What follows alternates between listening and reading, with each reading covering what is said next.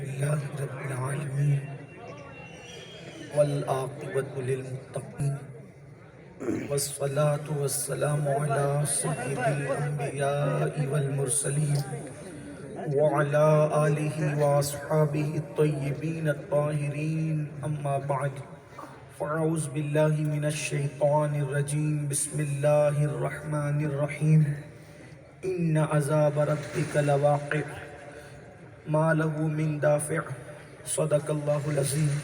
غوث اعظم بمنے بے سرو ساما مدد قبلہ دین مدد کعبہ ایمان مدد انتظار کرم تستمن عینی را اے خدا جو خدا بینو خدا دا مدد بگردہ بے بلا افتاد کشتی ضعیفانو شکستہ رات پشتی بحق کے خواجہ عثمان ہارون مدد کن یا معین الدین چشتی مدد کن یا معین الدین چشتی مدد کن یا معین الدین چشتی. ممبر پر رونق افروز ذوی الاحترام ذوی الاحتشام باصفا علماء کرام حاضرین محفل پردہ نشین ماؤ اور بہنوں السلام علیکم ورحمۃ اللہ وبرکاتہ. انتہائی احترام و عقیدت کے ساتھ اپنے اور ساری کائنات کے مرکز عقیدت انیس بے کساں چارہ ساز درد منداں ہم غریبوں کے غم گسار ہم فقیروں کی ثروت شہر یار ارم تاجدار حرم نو بہار شفاعت شب اسرا کے دولہا نوشے بزم جنت دانائے سبل مولائے کل ختم الرسل خسرو خوباں سیاح لامکاں وجہ کن فکاں در اللہ المکنون سر اللہ المخزون عالم ما کانا وما یکون آب و گل انبیاء جانو دل اصفیاء مطلع ہر سعادت مقطع ہر سیادت خلاصہ کائنات فخر موجودات حضور احمد مجتبی محمد مصطفیٰ ارواحنا فدا صلی اللہ تعالی علیہ وآلہ وصحبہ وبارک وسلم کی بارگاہ بے کس پناہ میں جس طریقے سے پڑھاؤں بلند آواز سے میرے ساتھ مل کر پڑھیں. الصلاۃ والسلام علیک یا رسول اللہ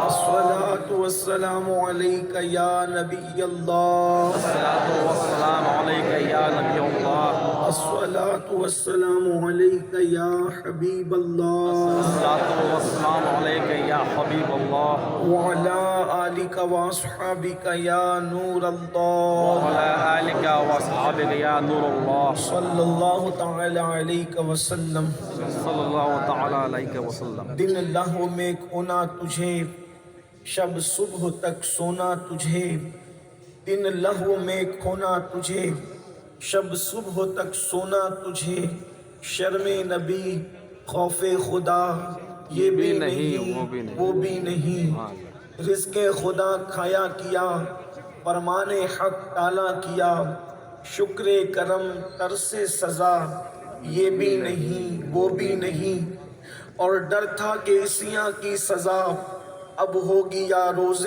جزا ڈر تھا کہ عصیاں کی سزا اب ہوگی یا روز جزا دی ان کی رحمت نے صدا یہ بھی نہیں وہ بھی نہیں.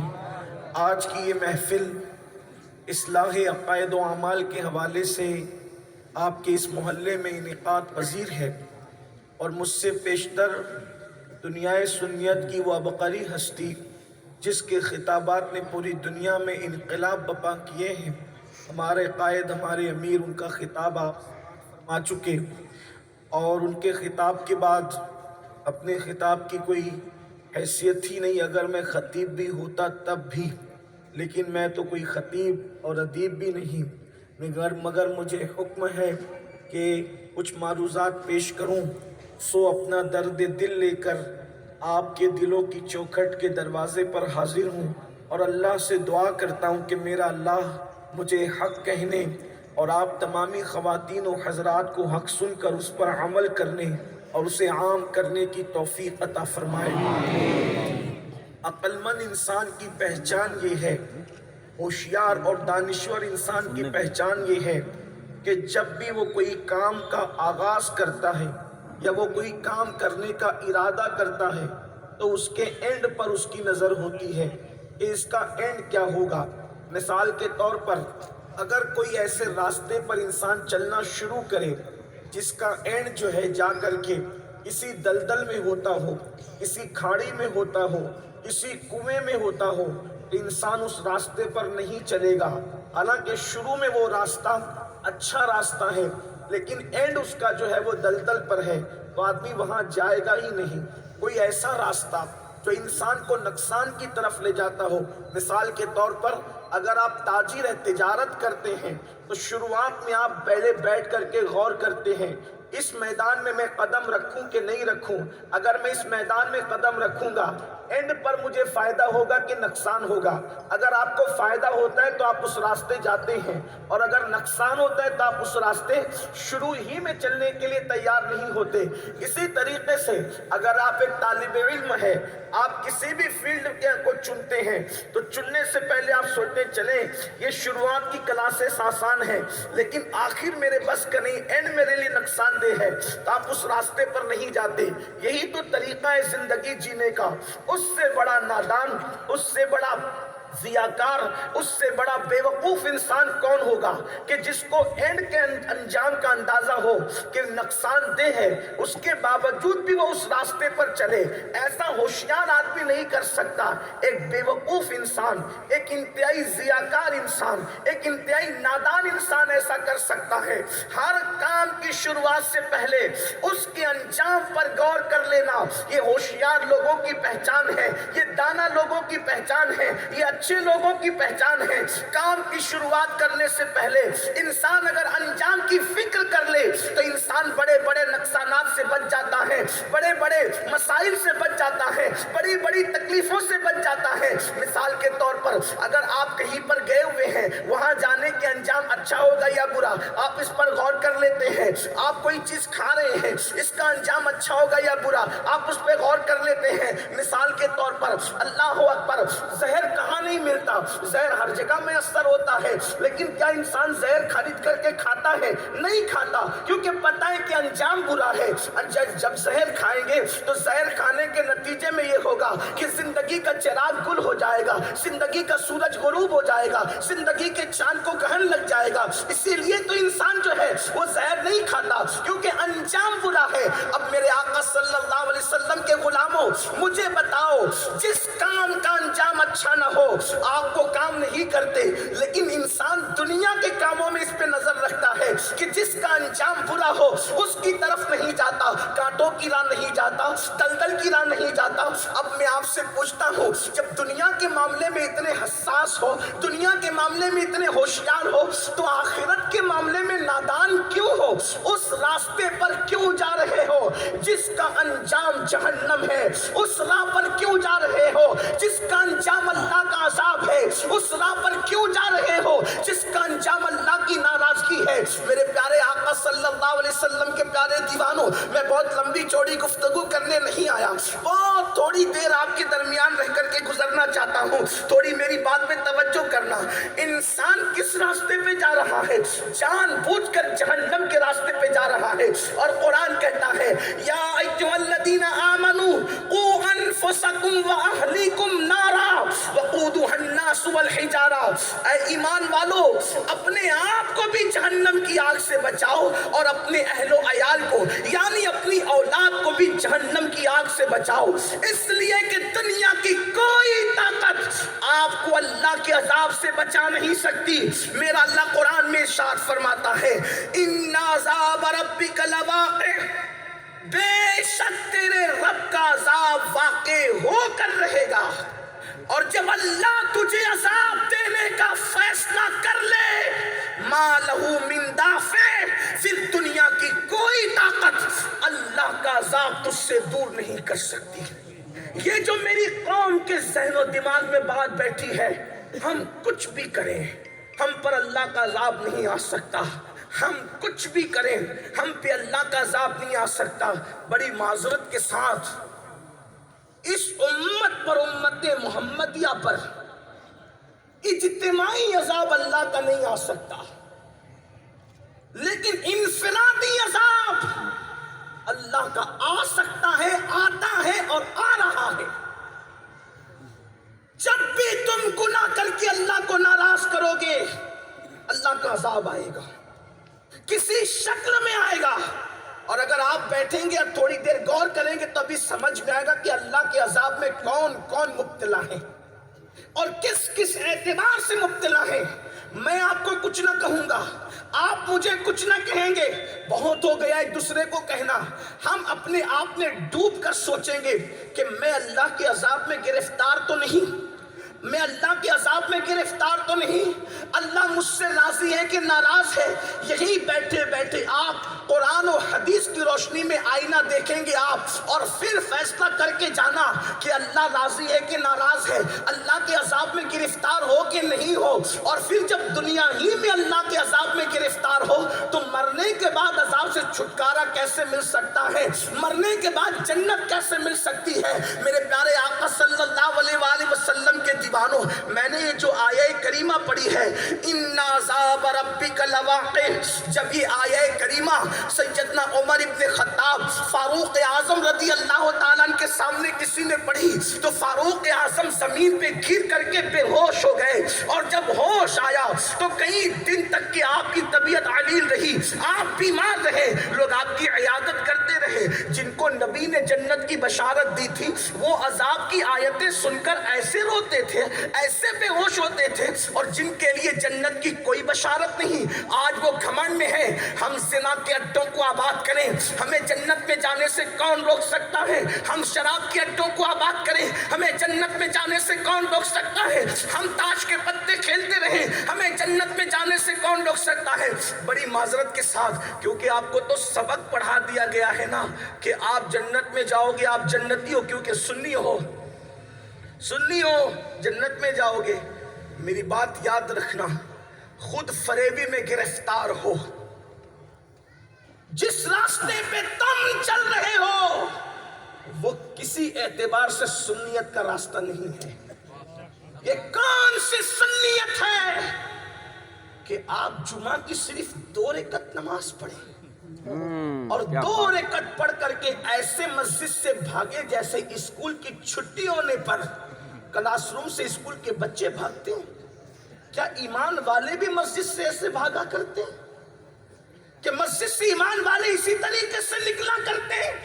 اللہ کے رسول صلی اللہ علیہ وآلہ وسلم نے فرمایا، جس کو مسجد میں آتا جاتا دیکھو اس کے ایمان کی گواہی دے دو۔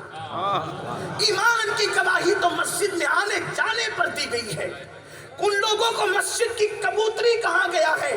میرے پیارے آقا صلی اللہ علیہ وسلم کے پیارے دیوانوں، یقیناً اہل سنت و جماعت ہی پوری کائنات میں مسلک حقہ ہے، یہی مسلک ناجی ہے، میں اس میں کوئی دو رائے نہیں رکھتا۔ لیکن میری قوم جس راہ پر چل کر اپنے آپ کو سنی کہہ رہی ہے، میں سمجھتا ہوں شاید جو ہے ہم کہیں نہ کہیں کسی غلط راہ کا شکار ہو رہے ہیں۔ میرے آقا صلی اللہ علیہ وسلم کے پیارے دیوانوں، تو میں عرض یہ کر رہا تھا، جن کو جنت کی بشارتیں دی گئی وہ عذاب کی آیتیں سن کر کے روتے تھے، کبھی کبھی بے ہوش ہوتے تھے، اور ہمارا حال یہ ہے ہم جب عذاب کا ذکر سنتے ہیں تو ہمیں ہنسی آتی ہے کہ اللہ اکبر، ہمیں تو پیر صاحب بچا لیں گے، پیر صاحب بچائیں گے، مجھے اس میں بھی کوئی انکار نہیں۔ لیکن پیران پیر کہہ رہے ہیں اگر بے نمازی مر جائے تو اسے مسلمان کے قبرستان میں دفن مت کرنا۔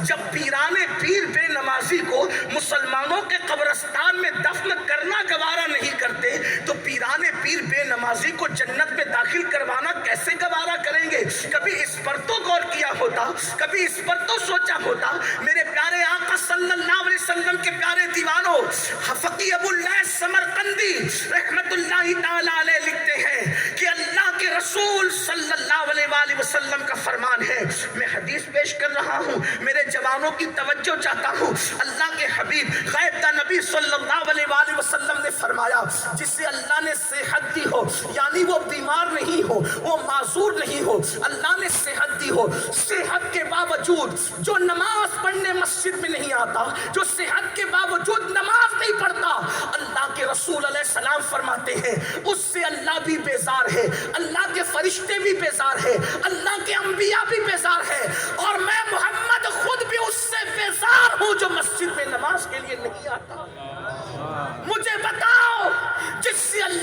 رسول بیزار، جس سے انبیاء بیزار، جس سے فرشتے بیزار، اس کا ٹھکانہ جنت کیسے ہوگا؟ اپنے آپ پہ رحم کرو۔ ہمارا یہ نازک سا وجود اللہ کے عذاب کو برداشت کرنے کی طاقت نہیں رکھتا۔ ہمارا یہ مختصر سا وجود اللہ کے عذاب کو برداشت کرنے کی طاقت نہیں رکھتا۔ جانتے ہو یہ جو اوپر سے نیچے کی طرف پتھر ڈھلکتے ہیں نا، اونچائی سے جو پتھر نیچے کی طرف ڈھلتے ہیں، ڈھلکتے ہیں، گرتے ہیں، کیوں گرتے ہیں؟ اونچائی سے نیچے کی طرف پتھر کیوں لڑکتے ہیں؟ کیوں لڑکتے ہیں؟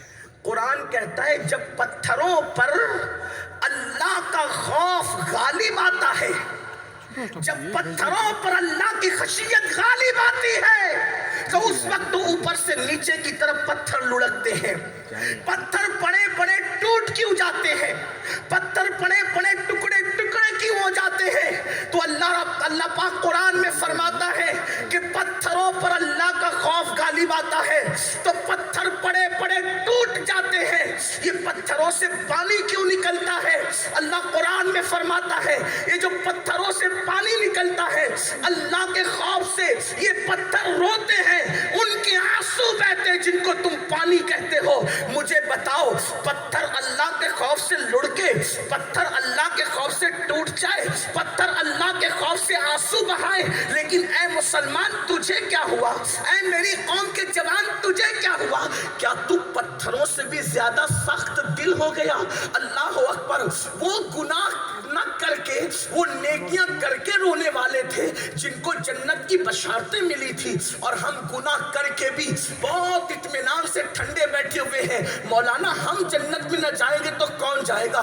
میرے بھائی شیطان فریبی کا شکار نہ ہونا، خود فریبی کا شکار نہ ہونا۔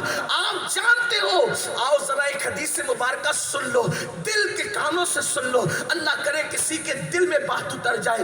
ایک تو یہ سب سے بڑی بات کہ اللہ بیزار ان سے جو نماز نہیں پڑھتے، رسول اللہ بیزار ان سے جو نماز نہیں پڑھتے۔ پھر میرے آقا مصطفیٰ جان رحمت صلی اللہ علیہ وآلہ وسلم فرماتے ہیں جہنم کے اندر ایک وادی ہے اور اس وادی کا نام وادی لملم ہے، اور اللہ کے حبیب صلی اللہ علیہ وسلم فرماتے ہیں اس وادی لملم کے اندر اتنے موٹے موٹے بچھو ہیں جیسے اونٹوں کی گردن موٹی ہوتی ہے، جیسے اونٹوں کی گردن موٹی ہوتی ہے، ایسے موٹے موٹے جہنم کے اندر وادی لملم میں بچھو ہے، اور ان کی لمبائی 1 مہینے کی مسافت ہے، یعنی 1 مہینے کی مسافت میں جتنا گھوڑا دوڑایا جا سکتا ہے اتنا لمبا وہ بچھو، ایسے لمبے لمبے۔ اور میرے آقا، ہمارے سب کے آقا غیب داں نبی صلی اللہ علیہ وسلم فرماتے ہیں کہ جب وہ بچھو بے نمازی کو ڈنک مارے گا تو 70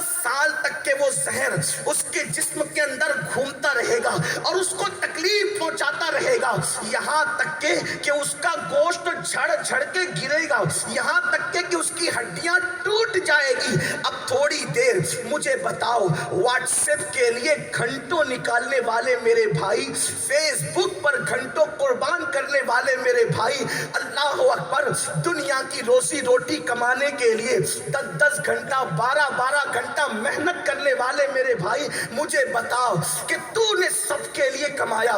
یہ کلکتہ میں بہت سارے لوگ یہاں جو میرے سامنے ہیں، ان میں سے کوئی بہار کا ہوگا، کوئی یو پی کا ہوگا، کوئی جو ہے وہ کہیں کا ہوگا، کوئی کہیں کا ہوگا۔ بولو اپنا وطن چھوڑ کر تم اس شہر کے اندر کیوں آئے ہو؟ اس لیے کہ تمہارے بچوں کا مستقبل سنور جائے، تمہارا مستقبل سنور جائے۔ نہ رات کو رات دیکھتے ہو، نہ دن کو دن دیکھتے ہو، نہ سردی گرمی کا موسم دیکھتے ہو، نہ برسات دیکھتے ہو۔ بولو کتنی محنت کرتے ہو؟ کیوں؟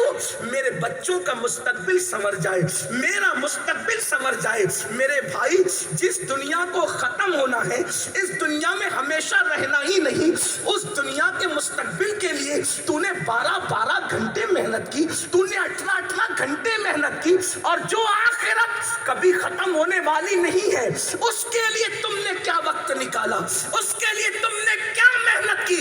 سن لو، یہاں کتنا بھی کما کر ایک سے خوبصورت مکان بنا لو گے، اس میں کتنے دن رہو گے؟ یہاں کی دولت کما لو گے، اس سے کتنے دن فائدہ اٹھاؤ گے؟ اس آخرت کے ہے، نہ جہاں ماں کام آنے والی ہے، نہ جہاں باپ کام آنے والا ہے، نہ جہاں بھائی کام آنے والا ہے، جہاں کوئی کام آنے والا نہیں، وہاں کے لیے کیا محنت کی، وہاں کے لیے کیا کوشش کی، وہاں کے آرام کے لیے کیا محنت کی. ارے روزی کے لیے 12 گھنٹے دینے والے، نماز کے لیے اگر تو 12 منٹ نکال لیتا تو تیری وہ آخرت جو تیرا اہم مستقبل ہے وہ سنور جاتی. اور تو نے نہیں نکالا. اللہ کا عذاب تو دیکھو. یہ کسی جلسے کے ناظم کا قول نہیں، یہ کسی مولوی کی گفتگو نہیں، یہ اس رسول کا فرمان ہے جو اپنی مرضی سے کبھی کلام کرتے ہی نہیں. قرآن ان کے کلام کے بارے میں کہتا ہے وَمَا يَنْطِقُ عَنِ الْهَوَىٰ إِنْ هُوَ إِلَّا وَحْيٌ يُوحَىٰ. یہ جو بھی کہتے ہیں اللہ کے حکم سے کہتے ہیں، اللہ ان پہ وحی کرتا ہے. زبان ان کی ہوتی ہے، کلام خداوند قدوس کا ہوتا ہے. تھوڑی دیر نماز کے لیے ٹائم نہ نکالنے والے میرے بھائی، جن کو ٹائم نہیں ملتا، تھوڑا غور کریں اس حدیث پر، تھوڑا غور کریں. اللہ کے حبیب علیہ السلام فرماتے کہ جب بے نمازی کو وہ بچھو ڈسیں گے 70 سال تک کہ وہ زہر ان کے جسم میں گھلتا رہے گا اور ان کا جو جسم کا گوشت جھڑ جھڑ کے گرے گا، ہڈیاں ٹوٹ جائے گی. جنگل کا بچھو کاٹ لے برداشت نہیں کر پاتے، جنگل کا سانپ کاٹ لے برداشت نہیں کر پاتے. وہ جہنم کے مخصوص بچھو جن کو اللہ نے پیدا ہی کیا ہے عذاب دینے کے لیے. کتنا کمزور وجود ہے نا اپنا، کتنا نازک وجود ہے نا اپنا. جو وجود اگر بتی کا چٹکا برداشت نہ کر سکے، جو وجود سگریٹ کا چٹکا برداشت نہ کر سکے، جو وجود مئی کی چلچلاتی ہوئی دھوپ برداشت نہ کر سکے، جب نماز نہ پڑھنے کے عوض میں اس وجود پر جہنم کے بچھوؤں کا ڈنک ہوگا تو وہ طاقت کہاں سے لاؤ گے، وہ قوت کہاں سے لاؤ گے کہ اللہ کے عذاب کو برداشت کر سکو. میرے بھائی اپنے حال پہ رحم کر، میرے بھائی اپنے حال پہ رحم کر. تو اللہ کا عذاب برداشت نہیں کر سکے گا. تیرے اور میرے اندر اتنی طاقت نہیں ہے کہ ہم اللہ کے عذاب کو برداشت کر سکیں، ہمارے اندر قوت ہی نہیں ہے. ارے جب پہاڑ اللہ کے عذاب کو برداشت نہ کر سکیں اور پہاڑ رو پڑے، ہم کیسے برداشت کریں گے؟ اپنی آخرت کو برباد مت کرو. یہ زندگی اللہ نے کیوں دی؟ قرآن کہتا ہے الذی خلق الموت والحیات لیبلوکم ایکم احسن عملا، کہ ہم نے زندگی اور موت کو پیدا کر کے انسان سے امتحان لیا، اس کو آزمایا کہ کون تھوڑی سی زندگی کو پا کر اچھا عمل کرتا ہے. اللہ اکبر. اور پھر یہ جہنم کا حال، جہنم کا حال اور ہماری کیفیت. اذان کے وقت تو بیٹھے گیم کھیل رہے، موبائل میں لگے، فلموں میں لگے، سیریلوں میں لگے. کیا ہو گیا مسلمانوں کو؟ ایک دور وہ تھا اگر مسلمان لوہے پر ہتھوڑا مارنے کے لیے اٹھاتا اور اذان کی آواز آتی تو ہتھوڑا لوہے پہ نہیں مارتا، زمین پہ رکھ کے مسجد کی طرف چلے جاتا. لوگ کہتے مولانا مسلمان آج در در کا بھکاری کیوں ہے؟ میں نے کہا جب تک مسلمان اللہ کی چوکھٹ پر آتا تھا دنیا بھکاری تھی، دینے والا مسلمان تھا. جب سے مسلمانوں نے اللہ کا در چھوڑ دیا اس دن سے مسلمان در در کا بھکاری ہو گیا. ہر در پر سر پٹکنے والوں، کسی در پر عزت نہیں مل سکتی.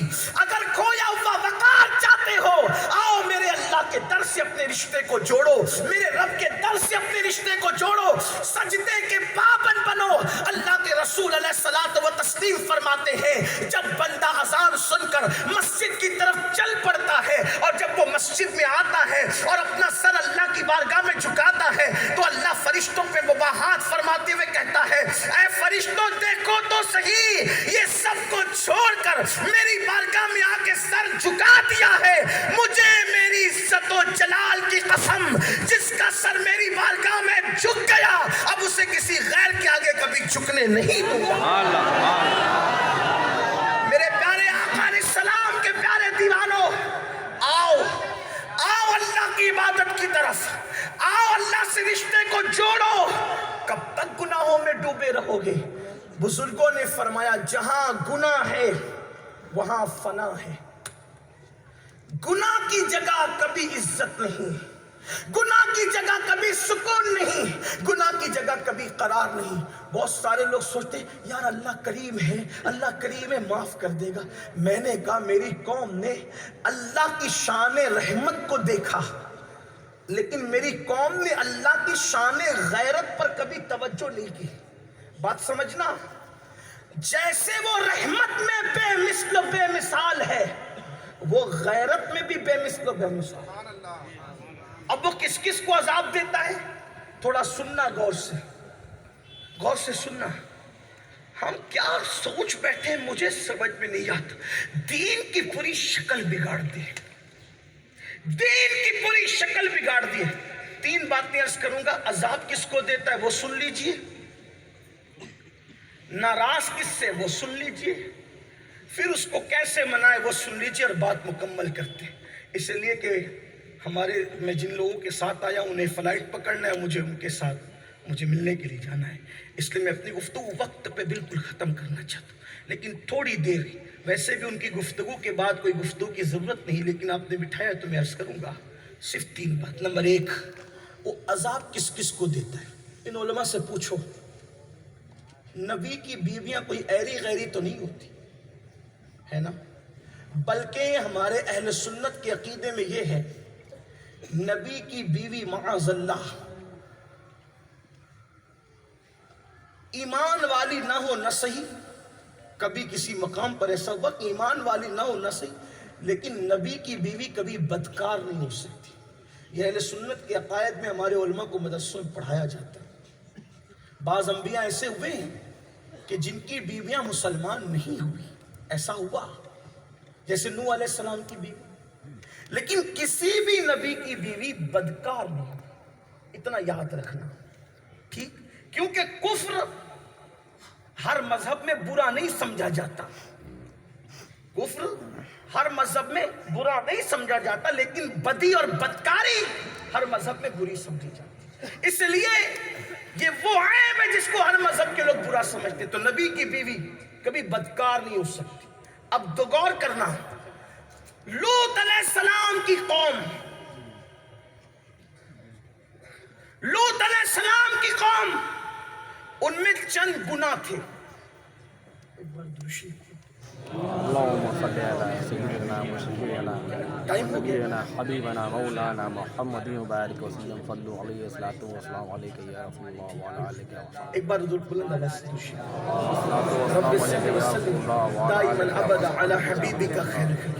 صلى الله تعالى عليه وآله وسلم۔ لوط علیہ السلام کی قوم میں چند برائیاں تھیں۔ نمبر ایک، مرد کے ساتھ بدی کرتے تھے۔ چونکہ میرے اس منبر پر، میری پشت پر بڑے بڑے اہل علم، اہل عمل، اہل تقوی اور میرے بزرگ بیٹھے ہوئے، اس لیے میں اس کی زیادہ تشریح نہیں کروں گا، لیکن ایک اشارہ دے کر ضرور گزروں گا، کیونکہ آج میرے نوجوانوں میں یہ برائی بہت عام ہے۔ آج دوستی جو لڑکوں سے کی جاتی ہے، نوجوان لڑکے اسی لیے کرتے ہیں کہ خوبصورت لڑکوں کے ساتھ گناہ کر کے نفس کی تسکین کا موقع ملے۔ اور ایک بات یاد رکھنا، مرد کے ساتھ یا عورت کے ساتھ بدی کرے، یہ اتنا بڑا گناہ ہے کہ جانور بھی یہ کام نہیں کرتا۔ جانوروں میں ایک ہی جانور ہے جو یہ کام کرتا ہے، وہ سور اور خنزیر ہے۔ اسی لیے جو مرد کے ساتھ بدی کرے گا، جب وہ مرے گا تو اس کے چہرے کو خنزیر سے بدل دیا جائے گا، اس کو اس کی قبر میں سور بنا دیا جائے گا۔ اور بزرگوں نے یہاں تک فرمایا، یہ جو سیریل دیکھ کر، فلمیں دیکھ کر یہ جو بدی عام ہو رہی ہے نا، قوم لوط کا عمل، جس پر ہم کچھ بولنے کے لیے، احتجاج کرنے کے لیے تیار نہیں ہیں، ہم اپنے معاشرے میں یہ بدی دیکھ تو رہے ہیں، لیکن معاذ اللہ اس کو روکنے کے لیے ہم کوئی قدم نہیں اٹھا رہے ہیں۔ سن لو، اللہ کے رسول صلی اللہ علیہ وآلہ وسلم نے فرمایا کہ قوم لوط کا عمل کرنے والا جس بستی میں رہتا ہے اور بستی کے لوگ اس پر احتجاج نہیں کرتے، روک نہیں لگاتے، اس کو منع نہیں کرتے، اس بستی پر ایک دن میں 36 مرتبہ اللہ لعنت کو نازل فرماتا ہے۔ اور ये इंटरनेट की गंदी फिल्में हमारे जवानों को इस बदी में मुब्तला कर रही है। मेरा कलेजा मुंह को आता है। कहां वो जवान जो कभी अंदलूस के साहिल पे किश्तियां चलाने वाला था? कहां वो जवान जो कभी बैतुल मुकद्दस पर परचम लहराने वाला था? कहां वो जवान जो सिंध की जमीन पे इस्लाम का परचम लहराने वाला था? कहां वो जवान जो दरियाए अल्लाह अकबर दरियाए बहरे जुल्मात के अंदर दरियाए जुल्मात में घोड़े दौड़ाने वाला था? इकबाल जैसा मुफक्किर उस जवान को देखकर कहने पे मजबूर था, दी अज़ाने कभी यूरोप के कलीसियाओं में और अफ्रीका के तपते हुए सहराओं में दश्त तो दश्त है, दरिया भी ना छोड़े हमने, बहरे जुल्मात में दौड़ा दिए घोड़े हमने। वो जवान जो बैतुल मुकद्दस का फातिह था, वो जवान जो अंदलूस का फातिह था, वो जवान जिसके बारे में इकबाल कहते हैं, नहीं तेरा नशेमन कसरे सुल्तानी के गुंबद पर तू शाही है, बसेरा कर पहाड़ों की चट्टानों में। वो काबी रूह जब बेदार होती है जवानों में, नजर आती है उसको अपनी मंजिल आसमानों में, सितारों के आगे जहां और भी है अभी इश्क के इम्तिहान और भी है, तू शाही है, परवाज है काम तेरा, तेरे सामने आसमां और भी है। हैरत है उन जवानों को क्या हो गया जो रातों को मुसल्ले पे रोते थे, आज वो रातों को बिस्तर पे नरम गद्दों पे लेटकर ज़िना के मनाजिर को देखकर बदकारी की तरफ जा रहे हैं, ज़िना की तरफ जा रहे हैं, हाथों से बुराइयां करने की तरफ जा रहे हैं। लोग कहते मौलाना रोजी तंग क्यों हो जाती है? मैंने कहा अल्लाह के रसूल से पूछ, मैं क्या, मेरी क्या औकात? हुजूर अलैहिस्सलाम फरमाते जब कोई शख्स बदकारी करता है, जिना करता है, बदी करता है, कौम लूत का अमल करे, ये बदी में ही तो है, तीनों चीजें बदी में, कौम लूत का अमल, जिना और हाथों से अपनी ताकत को बर्बाद कर देना। इशारों की जबान में कह रहा हूँ, लेकिन मुझे अच्छा नहीं लगता, बड़ों का लिहाज, मगर क्या करूँ, क्योंकि नौजवान मेरे पास आकर के कहते हैं हम बर्बाद हो गए। लोग कहते हैं लंगड़े लूले बच्चे क्यों पैदा होते दुनिया में, पता है? 3% लंगड़े लूले बच्चे अल्लाह के इम्तिहान के तौर पे पैदा होते, बस अल्लाह चाहता है कि पैदा हो तो हो जाए।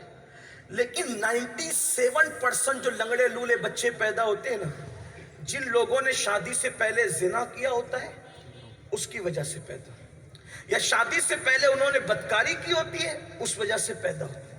इसीलिए हमारे बुजुर्गों का तरीका है कि जब वो निकाह पढ़ाने जाते तो पहले दूल्हा दुल्हन से तौबा करवाते, ताकि आज से पहले कोई बुराई की हो तो उसका असर आने वाली जिंदगी पर। लोग क्या समझते, अल्लाह के रसूल अलैहिस्सलाम फरमाते बदकारी करने वाला 3 चीजों से दुनिया में गुजरता है। नंबर 1, उसके चेहरे से ईमान का नूर छीन लिया जाता है। आज कॉस्मेटिक आइटम जितने बिक रहे हैं, साबुन ले लो, फेस वॉश ले लो, ये ले लो, वो ले लो, और आदमी घर के किराने से ज्यादा कॉस्मेटिक आइटम पे खर्चा कर रहा है ताकि चेहरा अच्छा दिखे, बॉडी अच्छी दिखे, ये अच्छा दिखे। अल्लाह के रसूल अलैहिस्सलाम फरमाते हैं बदकारों, तुम्हारे चेहरे से ईमान का नूर छीन लिया जाता है जब तुम बदी करते हो। कुछ भी कर लो, कितने भी चेहरे बना लो, मगर वो ईमान का नूर तुम्हारी पेशानी में नहीं मिलेगा अगर तुमने बदी की है। आज से 50 साल पहले दादा जान कौन सा कॉस्मेटिक आइटम इस्तेमाल करते थे, कौन सा क्रीम इस्तेमाल करते थे, कौन सा फेस वॉश इस्तेमाल करते थे? अरे बुढ़ापे में उनका चेहरा जितना अच्छा दिखता था, आज उतना अच्छा चेहरा हमारे जवानों का जवानी में नहीं दिखता। ये आंखें बुझी बुझी क्यों, ये आंखें सुनी सुनी क्यों है, ये आंखों पर हवाइयां क्यों उड़ रही है, ये चेहरे क्यों अफसुर्दा है, इन चेहरे पर खाक क्यों उड़ रही है? इसलिए कि ईमान का नूर बदकारों के चेहरों पे नजर नहीं आता। याद रखना, अगर अपने चेहरों को चमकाना चाहते हो तो आज अल्लाह का खौफ जब दिल में आएगा, रब की खशियत दिल में आएगी, अपने गुनाहों को याद करके जब रोना सीख जाओगे तो अल्लाह आंखों में और चेहरे पे वो नूर अता फरमाएगा। जमीन पे जियोगे तो भी चेहरे चमकेंगे और जनाजे में जाओगे तो भी चेहरे फूल की तरह نوجوانوں، تو بدکاری کرنے والوں کے چہرے سے نور چھینا جاتا ہے۔ نمبر 2، اس کی روزی سے برکت اٹھا لی جاتی ہے، اس کی روزی میں برکت نہیں ہوتی۔ پھر آپ کتنے ہی بڑے بابا کا تعویذ لے لو، جب برکت اللہ نے اٹھا لی ہے تو کوئی بابا کا تعویذ آپ کی روزی میں برکت نہیں لا سکتا۔ یاد رکھنا، کوئی چیز اللہ کا مقابلہ نہیں کر سکتی، اور جو اللہ کے مقابلے میں آئے گا وہ خود کافر ہو جائے گا۔ میں تعویذ کا مخالف نہیں، لیکن ہمارے بزرگوں نے، ہمارے دادا مرشد حضور مفتی اعظم جب کسی کو تعویذ دیتے تھے تو فرماتے تھے بابو اسی وقت یہ تعویذ اثر کرے گا جب تم نماز پڑھو۔ اگر کوئی یہ کہے کہ تو جو چاہے کر میرا تعویذ اثر کرتا ہے، وہ فرعون ہے، فرعون۔ وہ اللہ کے غضب کو چیلنج کر رہا ہے، وہ آپ کو گناہ پر دلیر کر رہا ہے۔ تو یاد رکھنا، تعویذ میں کوئی اثر نہیں مگر باذن اللہ، دوا میں کوئی اثر نہیں مگر باذن اللہ، کھانے میں کوئی نفع و ضرر نہیں مگر باذن اللہ، جس میں جو اثر ہے وہ اللہ کے نام کا اثر ہے۔ لیکن آپ تو ایک بات آئی تو میں عرض کروں، ایک مرتبہ حضرت موسیٰ علیہ السلام بیمار ہو گئے، اللہ سے اس کی مولا میں بیمار ہوا کیا کروں؟ کہا وہ فڑا جڑی لو اور اس کو پی لو، پی لیا، اچھے ہو گئے، دوبارہ وہی بیماری آئی تو بھی سوچا اب اللہ سے کیوں پوچھوں، مجھے تو نسخہ تو مل گیا نا، پھر وہی جڑی لی اور پیا تو بیماری بڑھ گئی۔ اس کی مولا پہلے پیے تھے تو شفا ہوئی تھی، اب پیے تو بیماری بڑھ گئی۔ قدرت کی رحمت نے فرمایا موسیٰ تم نے کیا سمجھا کہ شفا جڑی میں ہے؟ نا، شفا تو ہماری مرضی میں ہے۔ جب ہم چاہتے ہیں تو زہر بھی تریاق ہو جاتا ہے، اور جب ہم چاہتے ہیں تو پھر تریاق بھی زہر ہو جاتا ہے۔ لا یضر مع اسمہ شیء فی الارض ولا فی السماء، کوئی چیز نفع نقصان نہیں پہنچا سکتی آسمان کے نیچے اور زمین کے اوپر مگر اللہ کی مرضی سے۔ کوئی نفع نقصان کا مالک نہیں، یہ اپنے اندر عقیدہ پیدا کرنا ہوگا۔ تو عرض یہ کر رہا تھا، بات دور نکلتی جا رہی ہے۔ میرے آقا صلی اللہ علیہ وآلہ وسلم کے پیارے دیوانوں، تو میرے آقا نے فرمایا جو بدی کرتا ہے ایمان کا نور چھینا جاتا ہے، جو بدی کرتا ہے روزی کم کر دی جاتی ہے، روزی کاٹ لی جاتی ہے، اور جو بدی کرتا ہے اس کی عمر بھی کم کر دی جاتی ہے۔ اللہ کے بندو رحم کرو۔ تو عرض یہ کر رہا تھا کہ نبی کی کوئی بیوی بدکار نہیں ہوتی۔ لوط علیہ السلام کی قوم بدکار تھی، مرد مرد کے ساتھ بدکاری کرتی۔ اللہ کے رسول علیہ السلام نے فرمایا کہ ایک دن میں 36 بار لعنت برستی اس بستی پر، جب بستی کے لوگ روکتے نہیں۔ ہاں، اور ایسے لوگ کہیں بھی مرے، کتنا بڑا نقصان ہے دیکھو، ایسے لوگ کہیں بھی مرے، ایک رات ان کی قبر میں نہیں گزرنے پاتی، رات گزرنے سے پہلے فرشتے اس کو اٹھاتے ہیں، اٹھا کر کے اس کے لاشے کو وہاں لے جا کے پھینک دیتے ہیں جہاں قوم لوط پر عذاب آیا تھا، پتھر برسے تھے۔ یعنی اگر قوم لوط کا عمل کرنے والا مرے گا کلکتہ میں تو کلکتہ میں نہیں رہے گا، اس کو اٹھا کے وہاں لے جایا جائے۔ ہائے ہائے ہائے، ان بدکار لوگوں کے درمیان کتنا بڑا نقصان ہے، کتنا بڑا نقصان۔ ہائے میری قوم، اللہ کے بندو اللہ سے ڈرو، اللہ کی طرف۔ گناہ میں کوئی عزت نہیں، کوئی سکون نہیں، کوئی وقار نہیں، گناہ میں کوئی برکت نہیں ہے۔ تو پھر کیا ہوا؟ قوم لوط نے عمل کیا، ان کا ایک فعل اور بھی تھا، وہ تالی بجاتے تھے، ان کا ایک فعل اور بھی تھا، وہ سیٹی بجاتے تھے، ان کا ایک فعل اور بھی تھا، تفسیر میں آیا کہ وہ پیٹ کی گیس کو زور سے ہنسی مذاق میں خارج کرتے تھے۔ 4 گناہ تھے۔ لوط علیہ السلام نے ان کو سمجھایا تو انہوں نے کہا تو بڑا پاک باز بنتا ہے، با حیا بنتا ہے، ہم تجھے بستی سے نکال دیں گے۔ حضرت لوط کی توہین بھی کی، ٹھیک۔ اس کے بعد کیا ہوا؟ اللہ نے فرمایا لوط، توجہ کرنا، اللہ کس کس کو عذاب دیتا ہے؟ بے نیاز ہو، جسے چاہے پکڑے۔ ہاں، اس سے کبھی آپ بے خوف مت ہونا، جب تک یہ دونوں پیر جنت میں نہیں پہنچ جاتے آپ بے خوف نہیں ہو سکتے۔ یہ بات یاد رکھنا، جب تک یہ دونوں پیر جنت، آپ کتنے بڑے باپ کی اولاد ہو، ولی کی اولاد ہو، صحابی کی اولاد ہو، نبی کی اولاد ہو، آپ کس کی بھی اولاد ہو، وہ اگر خفیہ تدبیر کرنا چاہے تو پھر وہ چھوڑے گا نہیں۔ یہ بات یاد رکھنا، یہ میں اہل سنت کے اسٹیج سے کہہ رہا ہوں۔ اگر آپ کو برا لگے آپ مجھ سے بات کرنا، میں قرآن کی روشنی میں بات کروں۔ یہ جو بنی اسرائیل کے چہرے بندر اور سور کی طرح کیے گئے، ان علماء سے پوچھو وہ کون تھے؟ آج نبی کی اولاد ہونے میں کسی کے نسب پر آپ مناظرے اور بحث کر سکتے ہیں، لیکن جن کے چہرے سور اور بندر کی طرح ہوئے تھے ان کے نبی کی اولاد ہونے میں کوئی شک ہے آپ کو؟ کیونکہ اللہ ان کو بنی اسرائیل کہہ رہا ہے، اور اسرائیل ہے یعقوب علیہ السلام کا لقب. تو یعقوب نبی تھے کہ نہیں تھے؟ جب وہ نبی کی اولاد ہو اور پاپ کرے تو اللہ ان کے چہرے سور اور بندر کی طرح کر سکتا ہے. تو آپ کون نبی کی اولاد ہے؟ آپ کے باپ داداؤں میں کون نبی ہے؟ یہ اللہ کی خفیہ تدبیر. قرآن میں دیکھو، قرآن سے بھاگتے پھرتے ہو، کہانی قصوں کی طرف جا رہے ہو. یہ شعر سن لو اور جنت میں چلے جاؤ. جنت میں بانٹتے ہو جلسوں کو، جنت بانٹتے ہو جلسوں میں. جو جنت بانٹ رہا ہے وہ قذاب. کیا اس کا خود کا جنت میں جانا یقینی ہے؟ ہم نے جلسوں کو کیا بنا لیا؟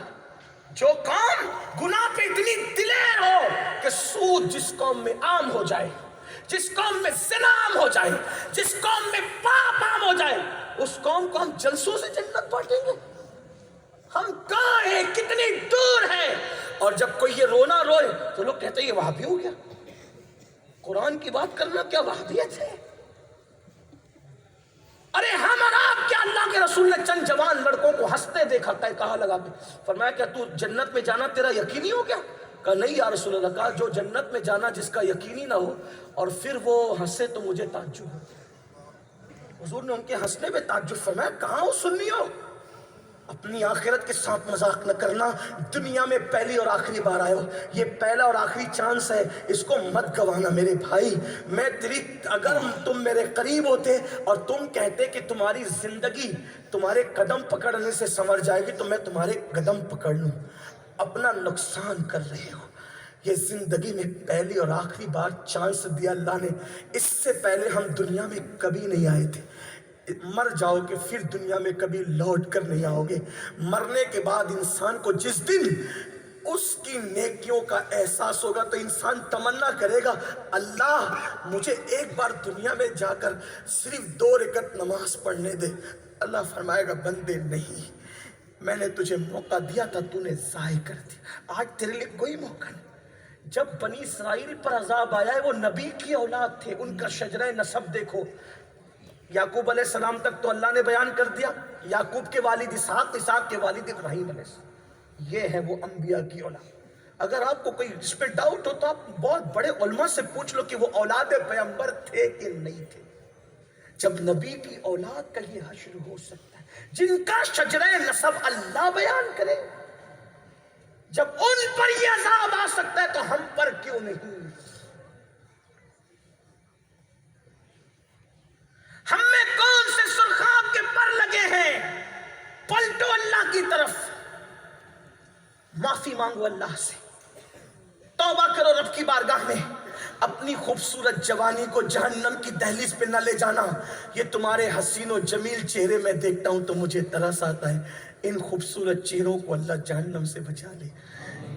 جو چہرے مئی کی دھوپ برداشت نہیں کرتے، یہ لڑکے جہنم میں اپنے چہرے جلا رہے، نماز نہ پڑھ کے زنا اور بدکاری کی طرف جا کے. حد ہے. اپنے آپ پہ رحم کر لو مسلمانوں، میری قوم کے جوانوں. تو بہرحال اللہ نے قوم لوط پر عذاب نازل کرنے کا فیصلہ کیا. توجہ کرنا، قوم لوط پر عذاب نازل کرنے کا فیصلہ کیا. اللہ نے کہا لوط اپنی قوم چھوڑ کے اپنی فیملی کے ساتھ نکل جا، میں ان پہ پتھر برسا دوں گا، عذاب نازل کروں. یہ بات پتہ چل گئی حضرت ابراہیم علیہ السلام کہ لوط کی قوم پہ عذاب نازل ہو گیا. دعا کی مولا خلیل اللہ دعا کرے. توجہ کرنا، خلیل اللہ دعا مولا قوم لوط پر عذاب مت نازل فرما. ارشاد ہوتا ابراہیم تم دعا نہ کر. قرآن اٹھا. اگر قرآن میں یہ بات نہیں تو میں مجرم. آپ قرآن اٹھا. خلیل اللہ کو روک دیا گیا. میرے خلیل جب میں نے فیصلہ کر لیا ہے نا میرے پیارے، اب تو نے جو ہے ان کے لیے دعا نہیں کرنا. اللہ کی غیرت دی. جب وہ رحمت فرمائے تو پھر قوم سے بغیر دعا کے عذاب ٹال دی. لیکن جب وہ غیرت فرمائے تو خلیل اللہ کو بھی روک دیا جاتا ہے. آپ دعا نہیں کرنا. آپ کہاں ہو؟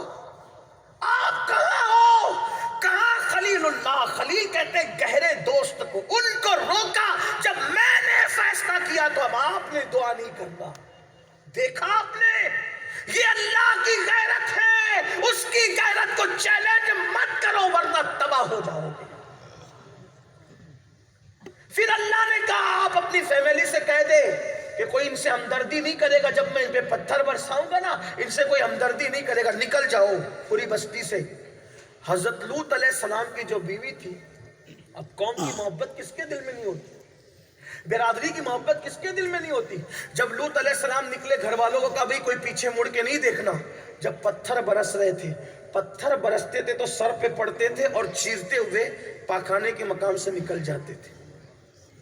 جب ان پر یہ عذاب آیا نا تو لوط علیہ السلام کی بیوی ان کے کسی گناہ میں شریک نہیں تھی، نہ ان کی بدی میں، نہ تالی میں، نہ سیٹی میں، نہ وہ دوسرے چوتھے عمل میں، ان چاروں میں سے وہ کوئی جرم نہیں کرتی تھی۔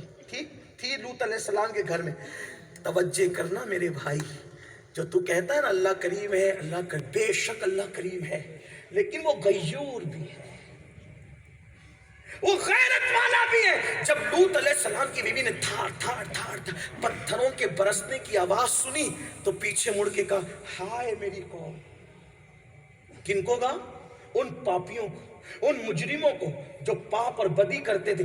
پیچھے مڑ کے کہا ہائے میری قوم، وہ اس گناہ میں شریک نہ تھی، لیکن جو پتھر ان پہ برس رہے تھے، جب ان کی ہمدردی کی اس عورت نے، اللہ نے وہی پتھر اس پہ بھی برسا کے اس کو بھی ہلاک کر دیا۔ جب نبی کی بیوی پہ پتھر برس سکتا ہے گناہ کرنے کی وجہ سے نہیں، گنہگاروں کی ہمدردی کرنے کی وجہ سے۔ ہم کہاں ہیں میرے بھائی؟ اب آپ سوچو اور جا کے گھر غور کرنا، یہ جو تم سوچتے ہو نا کہ اللہ کریم ہے، بے شک وہ کریم ہے، لیکن وہ غیور بھی ہے۔ ایک اور بات، اب اللہ ہم سے راضی ہے کہ ناراض، جو میں نے شروع میں کہا تھا یہ دیکھنا ہوگا، اللہ راضی ہے کہ ناراض، اس پہ غور کریں۔ بنی اسرائیل میں ایک شخص تھا، وہ بہت پاپ کرتا تھا، گناہ کرتا تھا، عیاشی اور آوارگی کرتا تھا۔ ایک دن اس نے اپنے دوستوں میں کہا یار میں کتنے گناہ کرتا ہوں، جیسے آج کل نہیں لڑکے فخر سے جب کوئی گناہ کر کے آتے تو دوستوں میں بیان کرتے ہیں، حالانکہ جو گناہ کر کے بیان کرے وہ ڈبل گنہگار، ایک تو گناہ کا اور ایک تو اظہار گناہ کا۔ اظہار گناہ بھی گناہ ہے، ٹھیک؟ لوگ فخر سے کہتے ہیں میں ایسا کر کے، ہم دوستوں میں بیان کرتے ہیں، اللہ کی پناہ، اللہ رحم فرمائے۔ تو اس نے فخر سے کہا دیکھو میں کتنے گناہ کرتا ہوں، لیکن اللہ مجھ پہ عذاب نازل نہیں کرتا۔ توجہ کر، یہاں سے لے کے وہاں تک، میں بھی اور آپ سب بھی، میری قوم کے جوانوں، خدا تجھے کسی طوفان سے آشنا کر دے کہ تیری بحر کی موجوں میں اضطراب نہیں، اللہ دلوں میں انقلاب پیدا کر دے۔ اس محفل سے، اللہ والوں کی برکت سے، حضور علیہ السلام کے ذکر پاک کی برکت سے اللہ دل بدل دے۔ اگر ہمارے دل بدل گئے تو اتنے ہی نوجوان پورے ملک میں انقلاب کے لیے کافی ہے۔ انقلاب کے لیے بہت زیادہ لوگوں کی ضرورت نہیں ہے۔ اللہ اکبر۔ تو جب اس نے کہا نا کہ میں کتنے جرائم اور گناہ کرتا ہوں لیکن اللہ کا عذاب مجھ پر نہیں آتا، تو اللہ نے اس دور کے نبی پر وحی نازل فرمائی، کہا اس بدبخت سے جا کے پوچھو کیا کبھی اس کو میری یاد میں رونا نصیب ہوا؟ کیا اس کو کبھی میری بارگاہ میں کھڑے ہو کے عبادت کرنا نصیب ہوا؟ کیا اس کے دل میں اس نے کبھی نرمی محسوس کی؟ جب وہ نبی وہاں پہنچے اور کہا تو کہتا اللہ نے تجھ پہ عذاب نازل نہیں کیا اتنے پاپ کرنے کے بعد، اتنے جرائم کرنے کے بعد، تو اللہ تجھ سے پوچھتا ہے کیا کبھی تجھے اللہ کے لیے رونا نصیب ہوا؟ کیا کبھی تجھے اللہ کی عبادت کی توفیق نصیب ہوئی؟ کیا تو نے اپنے دل میں کبھی نرمی محسوس کی؟ اس نے کہا نہیں، نہ کبھی مجھے اللہ کے لیے رونا آتا ہے، میرے دل میں تو میں سختی محسوس کرتا ہوں، اللہ کی عبادت کی طرف کبھی میری طبیعت مائل نہیں ہوتی۔ تو اس دور کے نبی نے کہا بدبخت، اس سے بڑھ کر اللہ کا عذاب کیا ہوگا؟ اس لیے کہ اللہ جس سے ناراض ہوتا ہے اس سے لقمہ نہیں چھینتا، اللہ جس سے ناراض ہوتا ہے اس سے عبادت کی توفیق چھین لیتا ہے۔ اب مجھے بتاؤ ہم سے اللہ راضی ہے کہ ناراض ہے؟ کورونا کی وبا آئی، اللہ اکبر، قہر مچا کر کے چلی گئی، قیامت سے پہلے قیامت صغری آئی، بیٹے نے باپ کو کاندھا نہیں دیا، باپ نے بیٹے کو کاندھا نہیں دیا، بیوی شوہر کے جنازے پہ نہ جا سکی، تم یہ سب دیکھ کر بھی نہیں سدھرے، تمہاری زندگی میں انقلاب نہیں آیا، پھر وہی کانوں میں ایئر فون لگا کر گانے، پھر وہی عورتوں پہ بدکاری کی نظریں، وہی عورتوں پہ بدی کی نظریں، وہی مسجدوں سے دوری، وہی اللہ سے دوری۔ میرے عزیز کب تک اللہ سے دور رہے گا؟ میری آخری بات اب اپنے دل کے کانوں سے سن لو، آؤ میرے اللہ کی طرف طرف پلٹ آؤں۔ وہ بہت غیور ہے لیکن بڑا کریم بھی ہے، اس نے توبہ کے دروازے کھول رکھے ہیں۔ میرے عزیز جان لینا، تم نے سب سے پیار کیا، کبھی میرے اللہ سے بھی پیار کر کے دیکھو۔ تم سب کے لیے رو چکے، کبھی میرے اللہ کے لیے بھی رو کے دیکھو۔ تم نے سب سے رشتے جوڑے، کبھی میرے اللہ سے بھی رشتہ جوڑ کے دیکھو۔ یار سب سے دوستی کرنا مشکل ہے، میرے اللہ سے دوستی کرنا بہت آسان ہے۔ سب کو منانا مشکل ہے، رب کو منانا بہت آسان ہے۔ تم نے کچھ بھی کیا ہو، کچھ بھی کیا ہو، تم نے کیا، ہم نے کچھ بھی کیا ہو، میرا اللہ جب رات کا آخری حصہ آتا ہے تو اپنی رحمت کی چادر پھیلا کر کے کہتا ہے، اے رات کے پاپیوں، صبح ہونے سے پہلے پہلے توبہ کر لو تاکہ میں تمہیں معاف کر دوں۔ اور جب شام ہوتی ہے تو سورج غروب ہونے سے پہلے رحمت کی چادر پھیلا کر کے کہتا ہے، اے دن کے پاپیوں، آؤ نا معافی مانگ لو تاکہ میں تمہیں معاف کر دوں۔ آؤ معافی مانگ لو۔ کتنا کریم ہے نا، خود کہتا ہے معافی مانگ تاکہ میں تجھے معاف کروں۔ میرا اللہ اگر کوئی ہزاروں سال پاپ اور گناہ کرے اور ایک ہی بار توبہ کر لے تو میرا اللہ اس کو معاف کر دیتا ہے، اللہ اس کی مغفرت کر دیتا ہے۔ آؤ میرے بھائیوں، آج سے پہلے کچھ ہوا اپنے اللہ کو منا لے، توبہ کر لے۔ میں ہر محفل میں اپنے جوانوں سے کہتا ہوں، آؤ اللہ سے صلح کر لو، اللہ سے رشتہ جوڑ لو، اللہ کے قریب آؤ۔ ہے کوئی ایسا؟ میرا اللہ کہتا ہے جب میرا بندہ میری طرف چل کر آتا ہے، ذرا اس کی لذت نے حدیث کے ظاہری معنی کی، کہتے ہیں جب میرا اللہ فرماتا ہے جب میرا بندہ میری طرف چل کر آتا ہے تو میں اس کی طرف دوڑ کر جاتا ہوں۔ اور ہمارے محتاطین علماء اس کو یوں بیان کرتے ہیں، جب میرا کوئی بندہ میری طرف چل کر آتا ہے تو میری رحمت اس کی طرف دوڑ کر جاتی ہے۔ آؤ اپنے اللہ سے اپنے رشتے کو مضبوط کر لو، روٹے ہوئے رب کو منا لو، اس کی بارگاہ میں ایک سوگات پیش کرو۔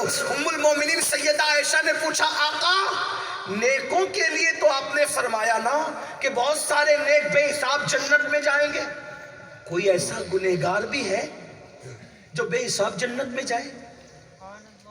اماں عائشہ پہ اللہ رحمت فرمائے، کتنا اچھا سوال کیا، اپنے لیے کتنا اچھا سوال۔ ماں ہو تو ایسی ہے، ہماری ماں کی عظمتیں جس کے قدموں پہ قربان۔ آقا بہت سارے نیکوں کے بارے میں کہا وہ بے حساب جائے گا، وہ بے حساب، کوئی گنہگار بھی بے حساب جنت میں جائے گا؟ کوئی گنہگار بھی بے حساب جنت میں جائے گا؟ آقا نے فرمایا، ہاں عائشہ، جو رات کی تاریکی میں اکیلے میں اپنے گناہوں کو یاد کر کر کے روتا ہوگا، اللہ اس کو بے حساب جنت میں داخل فرما دے گا۔ پیسوں کے گم ہو جانے پہ بہت رو لیا، دوستوں کی جدائی پہ بہت رو لیا، کاروبار میں نقصان ہونے پہ بہت رو لیا، ایگزام میں ناکام ہونے پہ بہت رو لیا۔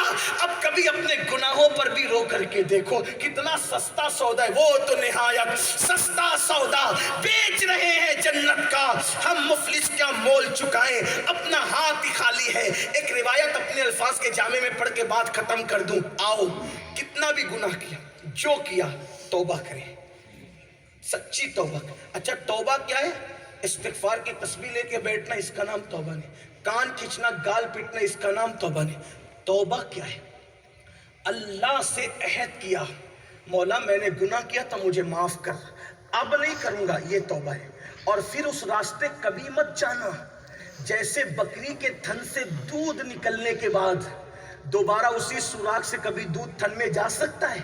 تو جیسے بکری کے تھن سے دودھ نکل کر دوبارہ اسی سوراخ سے نہیں جاتا، ایسے ہی گناہ سے نکلنے والا پھر دوبارہ گناہ کے راستے پہ نہ جائے، اسے کہتے توبہ۔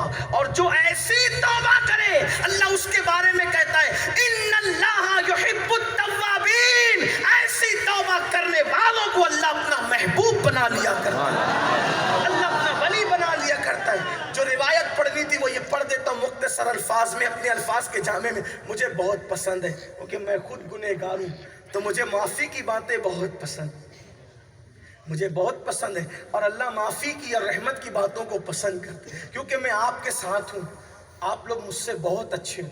یہ تو علماء نے بٹھا دیا بیان کرنے تو بیٹھ گیا، لیکن آپ مجھ سے اچھے ہو۔ میں تو سوچتا ہوں کہ آپ کے صدقے اللہ مجھے جنت عطا کرے۔ آمین آمین آمین۔ آپ بہت اچھے حضور کی امت ہو، حضور سے محبت کرتے ہو۔ ایک روایت میں آیا ہے، حدیث پاک کا مفہوم ہے جس کو اپنے الفاظ کے جامع میں پیش کروں۔ فاروق اعظم سیدنا عمر ابن خطاب حضور کے گھر کے اندر آنے لگے تو دیکھا کہ دروازے پہ ایک جوان بیٹھا ہے اور وہ جوان بیٹھ کر اپنے سر پہ خاک ڈال رہا ہے، خاک رو رہا ہے، خاک ڈال رہا ہے۔ فاروق اعظم نے پوچھا کیوں روتا ہے؟ حضور کے در پہ بیٹھ کے روتا ہے۔ اس نے کہا کہ عمر ایک بار اجازت لے دو کہ حضور مجھے اندر آنے دے، حضور سے کچھ بات کرنی۔ سرکار سے اجازت لی، فاروق اعظم نے کہا بلا اس کو۔ وہ نظریں جھکا کے رو پڑا، آقا میرے لیے مغفرت کی دعا کریں، میں بہت پاپی ہوں آقا، میں بہت بڑا مجرم ہوں آقا، میرے لیے دعا کرے کہ اللہ مجھے معاف کر دے۔ آقا نے پوچھا کیا کیا تو نے؟ حضور میرے اندر ہمت نہیں ہے کہ میں آپ سے عرض کروں کہ میں نے کیا کیا ہے، مگر بس اتنا ہے کہ میں بہت پاپی ہوں، بہت گنہگار ہوں۔ آقا نے کہا بتا نا تو نے کیا کیا؟ حضور میں نہیں ہمت پاتا، نہیں بیان کر سکتا۔ سرکار نے فرمایا کیا تیرا گناہ آسمانوں سے بڑا ہے؟ ہاں آقا میرا گناہ آسمانوں سے، سمندروں کی جھاگ سے بھی بڑا؟ ہاں آقا، زمین کے ریگزاروں سے بھی بڑا؟ ہاں آقا، کیا تیرا گناہ میرے اللہ کی رحمت سے بڑا ہے؟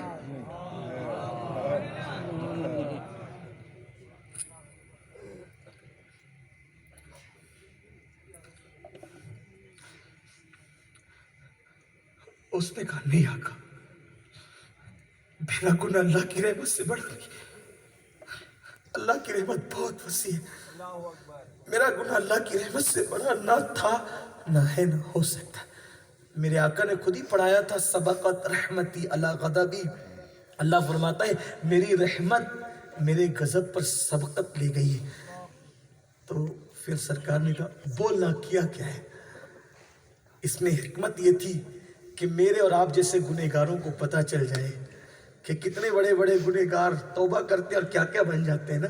پوچھا بتا نا تو نے کیا کیا ہے؟ اس نے اس کی آقا میں کفن چور ہوں، میں کفن چور ہوں، اور میں نے 1000 لوگوں کے کفن چرائے زندگی میں، لیکن جب 1000واں کفن چرانے میں قبرستان پہنچا تو چونکہ بہت مالدار گھرانے کی لڑکی تھی، جب میں کفن چرانے گیا 1000واں کفن، تو میں نے جیسے ہی مٹی ہٹائی اور میں قبر میں اترا کفن چرانے کے لیے، تو چونکہ چاند کی دودھیا روشنی قبرستان کے سناٹے میں قبر کے اندر تک آ رہی تھی، جیسی میں نے کفن چرایا۔ اس دور میں لوگ کفن چراتے تھے کیونکہ کپڑے ہاتھ سے بنے جاتے، کپڑوں کا بہت سولٹیج ہوتا تھا، بہت قلت ہوتی تھی، تو کپڑے ہاتھ سے بنتے تھے لوگ، کفن بھی چوری کر کر کے لوگ بیچتے تھے۔ آج تو شاید ایسا گناہ دنیا میں نہیں رہا ہوگا کیونکہ مشینوں میں کپڑے بنتے ہیں اور بہت بنتے ہیں، غریبوں اور فقیروں کے گھر میں بھی تجوریاں بھری ہوتی ہیں کپڑوں کی، اب کون کفن چرائے گا؟ لیکن بہرحال تو اس نے کہا کہ آقا جب میں کفن ادھیڑ رہا تھا اس کے جسم سے اور کفن لے کے جب میں جانے لگا تو اس کے وجود پہ چاند کی دودھیا روشنی جب پڑی تو وہ نوجوان لڑکی مجھے بہت خوبصورت لگی، اور میں نے اس کو قبر سے نکالا، اور قبر سے نکال کے قبرستان کے اندر اس مردہ لڑکی کے ساتھ میں نے بدکاری۔ اللہ اکبر، نسأل اللہ العفو والعافیہ، اللہ کی خفیہ تدبیر سے اللہ کی پناہ۔ قبرستان میں مردہ لڑکی کے ساتھ بدی ہے۔ جب میں بدی کر چکا، بدکاری کر چکا، وہ لڑکی زندہ ہو گئی، اٹھ کے کھڑی ہو گئی، اور اس نے کہا اللہ تجھے ہلاک کرے، برباد کرے، تباہ کرے، اللہ تجھے کہیں پناہ نہ دے، تجھے معاف نہ کرے، تو نے مجھے ناپاک کر دیا، گندا کر دیا، کیا منہ لے کر ان مردوں کے درمیان میں رہوں گی؟ میں بھاگا، کفن چھوڑ کے میں بھاگا، قبر چھوڑ کے بھاگا۔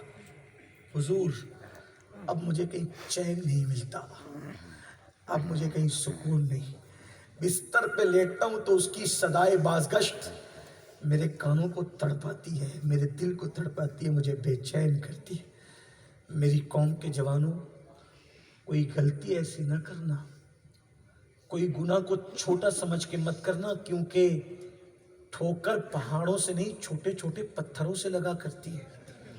اس لیے کبھی چھوٹا سمجھ کے کوئی گناہ نہیں کرنا، پتہ نہیں اللہ ناراض کس پر ہو جائے۔ اس نے کہا حضور اب مجھے نہ چین ہے، نہ قرار ہے، نہ سکون ہے آقا، بس اب میں چاہتا ہوں کہ اللہ والا بن جاؤں، توبہ کر لوں، حضور دعا کریں اللہ مجھے معاف کرے۔ کہتے ہیں کہ جو جتنا بڑا علم والا ہوتا ہے وہ اتنا زیادہ اللہ سے ڈرنے والا ہوتا ہے. علم جتنا ہوگا اتنا ہی اللہ کا خوف بھی ہوگا. اتنا یاد رکھنا, جو جتنا اللہ کا قریبی ہوگا وہ اتنا اللہ کا خوف رکھنے والا ہوگا. اب حضور سے بڑا عالم کائنات میں کوئی نہیں. وَعَلَّمَكَ مَا لَمْ تَكُنْ تَعْلَمْ وَكَانَ فَضْلُ اللَّهِ عَلَيْكَ عَظِيمًا. اے محبوب, ہم نے وہ سب کچھ آپ کو سکھا دیا جو آپ نہیں جانتے تھے. ہر ایک کسی نہ کسی کا شاگرد ہے, ہر ایک کسی نہ کسی کا شاگرد ہے. جو اللہ کا ڈائریکٹ بلا واسطہ شاگرد ہے اس کو محمد الرسول اللہ کہتے ہیں. قرآن ان کے علم کی سند یوں بیان کرتا ہے, الرحمن علم القرآن, کہ رحمان نے قرآن کا علم سکھایا انسانیت کی جان محمد الرسول اللہ. کوئی کہتا ہے میرے علم کا اندازہ لگاؤ کہ میں کتنے بڑے مدرسے میں پڑھا ہوا ہوں, میرا استاد کتنا بڑا ہے. میں کہتا ہوں میرے نبی کے علم کا اندازہ لگا کہ انہوں نے پڑھا کتنے بڑے استاد سے. تو ایشیا کے بڑے مدرسے میں پڑھ کے آتا ہے تو علامۃ الدہر کہلاتا ہے, اور کوئی کہہ دے کہ مولانا کو فلاں مسئلہ معلوم نہیں تو تیرے دل کو چوٹ لگتی ہے, میری توہین کر رہا ہے. ارے تو ایشیا کے بڑے مدرسے سے پڑھ کر آنے پر اگر کوئی تانا دے کہ مولانا کو فلاں مسئلہ معلوم نہیں تو تو اپنی توہین سمجھتا ہے. تو کس منہ سے کہتا ہے کہ نبی کو دیوار کے پیچھے کی خبر نہیں, کیونکہ وہ تو اللہ سے علم حاصل کر چکا ہے. اور شاگرد کے علم میں نقص نکالنا یہ استاد کی طرف انگلی اٹھانے کے برابر ہے. اگر تو مدرسے میں پڑھ کے آئے اور میں تیرے علم میں کیڑے نکالوں تو یہ تیرے استاد پہ انگلی اٹھے گی. اب اگر تو محمد الرسول اللہ کے علم کا انکار کرتا ہے تو نام نہاد توحید والے یہ خدا کی عظمت پر انگلی اٹھ رہی ہے, اور تو کیسا مسلمان ہے کہ اللہ کی عظمت پہ انگلی اٹھا رہا ہے. سبحان اللہ سبحان اللہ. یہ دیکھ ہمارا امام اپنے نبی کا علم کیسے بیان کرتا ہے. کہتے اور کوئی غیب کیا تم سے نہا ہو بلا, جب نہ خدا ہی چھپا تم پہ کروڑوں درود. واہ واہ سبحان اللہ, واہ واہ.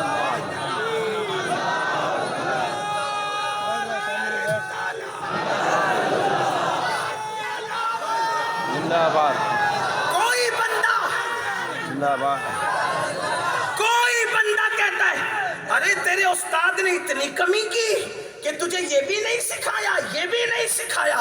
واللہ میرا رب فرما رہا ہے الرحمن علم القرآن, رحمان نے سکھایا. یہ نہیں کہا اللہ نے سکھایا, یہ نہیں کہا قہار نے سکھایا, یہ نہیں کہا جبار نے سکھایا. کیا کہا؟ رحمان نے سکھایا. رحمان کا کیوں آیا تذکرہ؟ کیوں؟ رحمان کا مطلب ہی ہوتا ہے بے نہایت مہربان. سبحان اللہ سبحان اللہ.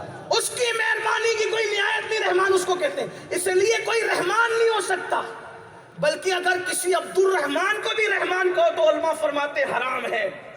ٹھیک, بندوں میں کوئی رحمان نہیں, رحمان صرف اس کی صفت ہے.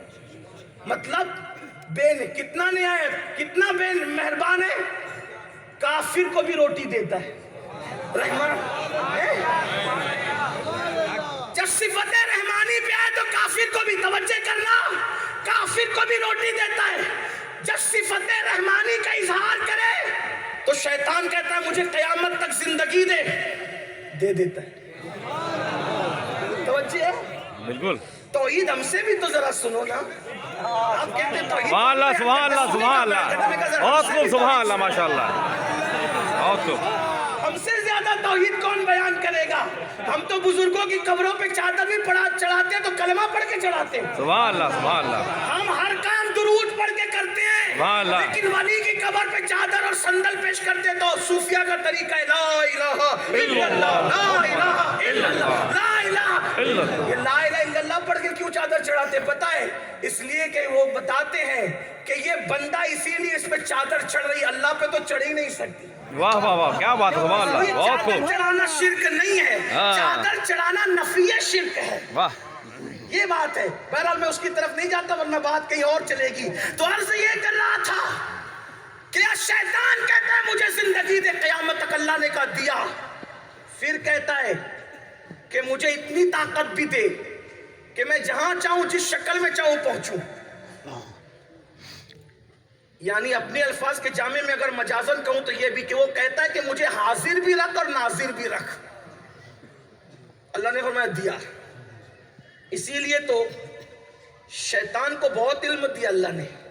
مثال کے طور پہ آپ کے خضر پورہ کے اندر 12:12 پر اگر کوئی مر رہا ہے تو بیٹے کو فون کرنا پڑتا ہے کہ فلاں مر رہا ہے. لیکن شیطان کو کون اطلاع دیتا ہے کہ فلاں مر رہا ہے؟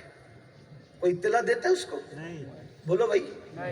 آپ حدیث کو مانتے ہو کہ نہیں؟ سب مسلک کے لوگ مانتے ہیں. لیکن جب انسان مرتا ہے تو شیطان آتا ہے. آتا ہے. وہ آتا ہے کہ نہیں؟ آتا ہے. بہکانے کے لیے آتا ہے. بولتا ہے عیسائی ہو جائے یا یہودی ہو جائے. اس کو کس نے اطلاع دی؟ فرشتوں نے دی. کس نے دی؟ کس نے دی؟ مطلب اللہ نے اس کو اتنا علم دیا کہ کون کہاں مرے گا اس کو پتا ہے.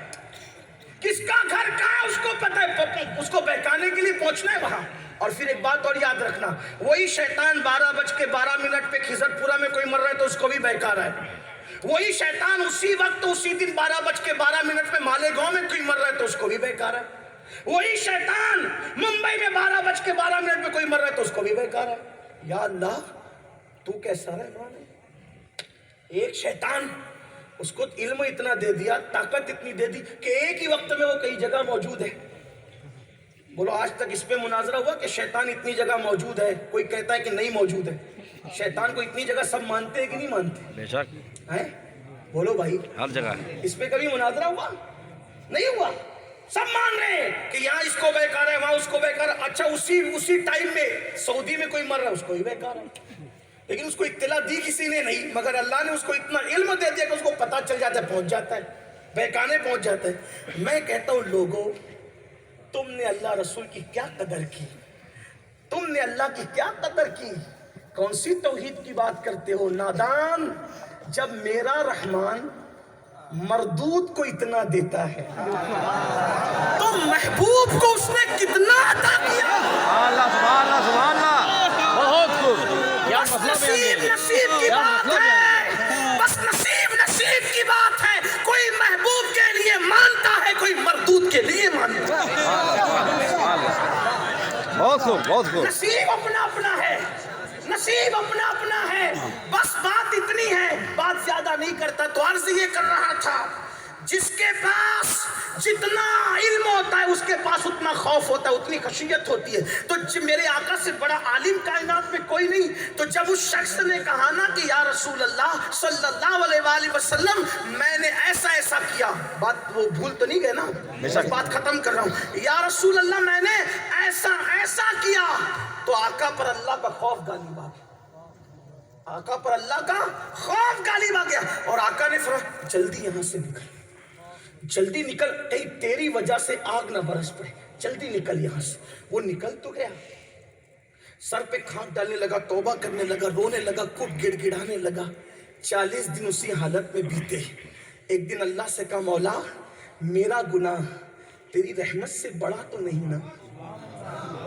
اور اگر میرا گناہ تیری رحمت سے بڑا ہو گیا ہے, اور ایسا تو ہے نہیں, لیکن پھر بھی اگر میرا گناہ تیری, تو پھر مجھے ایسا عذاب دے کہ نہ مجھ سے پہلے کسی کو دیا نہ میرے بعد کسی کو دینا.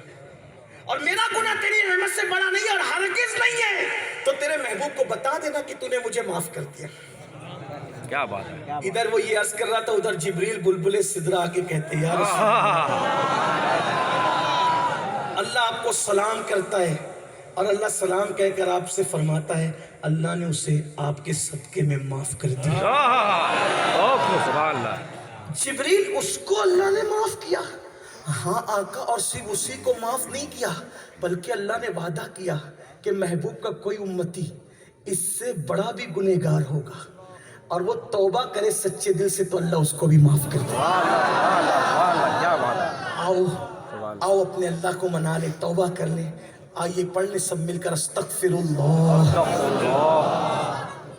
لیکن وعدے کے ساتھ پڑھو گے نا، انشاءاللہ پھر بے تو شک کل سے گناہ کی راہ پہ نہیں جاؤ گے نا۔ ہرگز نہیں۔ پڑھو استغفر اللہ استغفر اللہ ربی ربی من کل من کل ذنب ذنب واتوب الیہ الیک لا الہ الا اللہ لا الہ محمد الا رسول اللہ۔ اللہ۔ میں گزارش کرتا ہوں کہ مجھے روم تک پہنچنا ہے، کوئی میرے پیچھے نہ ہے، کیونکہ حضرت جانے والے ہیں اور وہ پھر 2 مہینے کے بعد میری ملاقات ہوگی، اس لیے آپ لوگ صلاۃ السلام پڑھیں، دعا میں شریک ہوں، کوئی پیچھے دوڑ کے نہ آئے، صلاۃ السلام کا اہتمام کریں، کھڑے ہو جائیں۔